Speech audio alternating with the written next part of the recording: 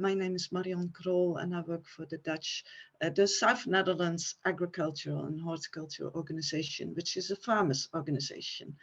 And as already mentioned, we were leading the carbon farming project, this Interreg project, in which Dry Ends Competence Center Ernst Kuste is also one of the partners.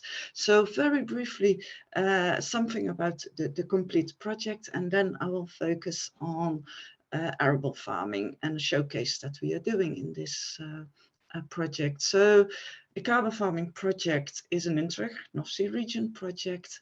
We are 7 partners in 4 countries. We started in 2018 and we have to finalize in August this year.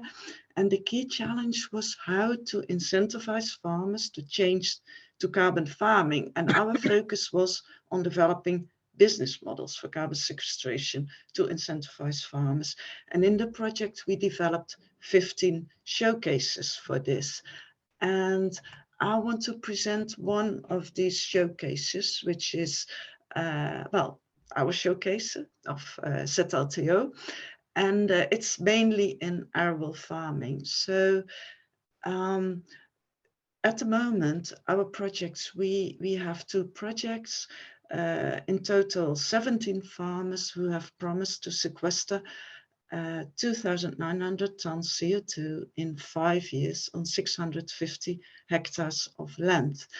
They started in 2020 and we are actually at the moment, I expect that this year we will double the number of farmers participating in carbon farming projects.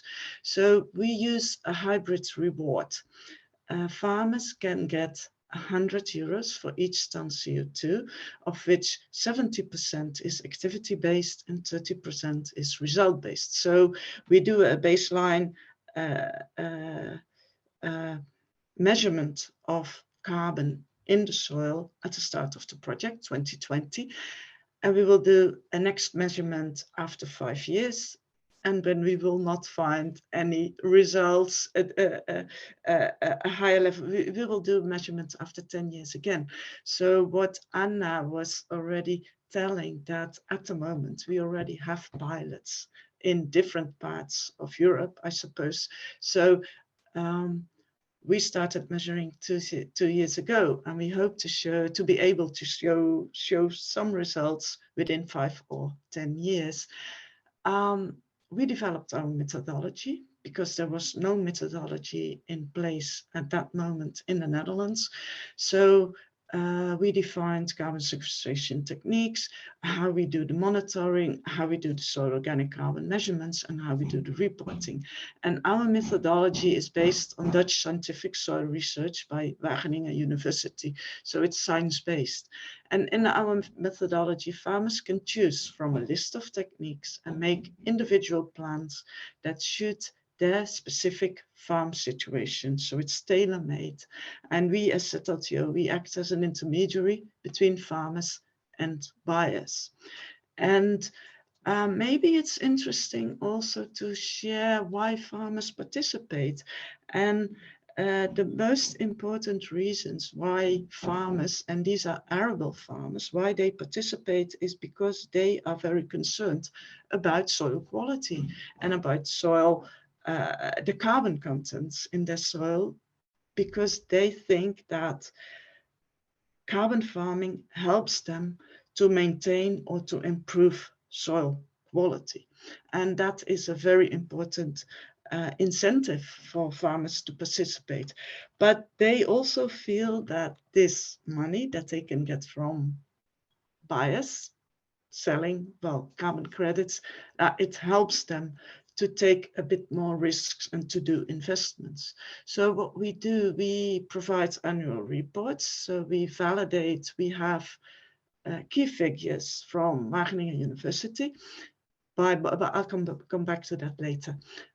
We do yearly monitoring of activities. So we have all the fields that participate from the farmers, and we follow those fields, the measurements that, the measures that farmers take.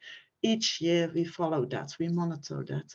And I already explained that we do soil analysis at the start, a baseline, and then after 5 and 10 years. And we use soil sensor data.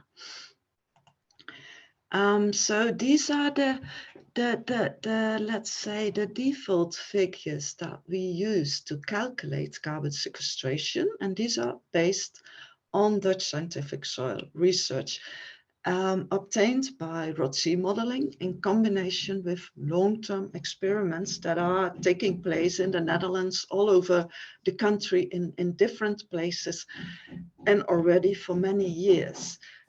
So I hope you don't hear, because I hope you don't hear any noise at the background. People are working in the house. Sorry. And then you can see that reduced tillage and no tillage we have in red, because there was recent research showing that reduced tillage and non-plowing does not add carbon. So we do not use these numbers, but to be on the safe side, we use 70% of these default numbers. And we are also involved in the development of a carbon tool, because these are general numbers at the Dutch level. They do not take into account if it's sandy soil, if it's clay, if you start already with a high organic carbon content or a low. And we know that that has a lot of influence on the possibilities for sequestration. So we are also involved in a carbon tool, which will be, and with that carbon tool, it will be possible to do a much better calculation on parcel and on farm level. And then at the project, with the project, we wrote a white paper with several policy recommendations, and we already handed over this white paper to Executive Vice President of the EU, Frans Timmermans, in November.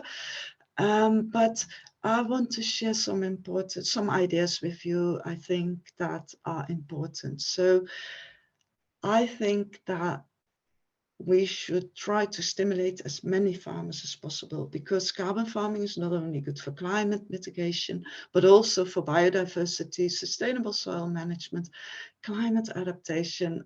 I mean, all these things were already mentioned by the previous speakers. And I think it's, well, we should try to stimulate as many farmers as possible because of these reasons. And then it's important for farmers that conditions are compatible with various farming strategies and circumstances. So some flexibility and customization with to specific farm situations is very helpful. And then the discussion of, should we use action-based or result-based systems? Well, in carbon sequestration and in soil carbon, a hybrid system would be very preferable. And then changing to carbon farming requires farmers to change their way of farming, and this involves investments and risks. So really funding is needed, stacking of public and private funding. And I think the cap alone is not enough. And in case of carbon credits, well, these things are already mentioned. Reliability is key.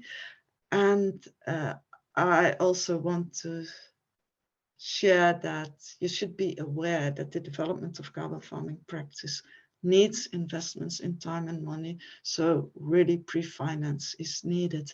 And then I have another slide with considerations and questions, but these will be addressed in the discussion. So I will not explain them now.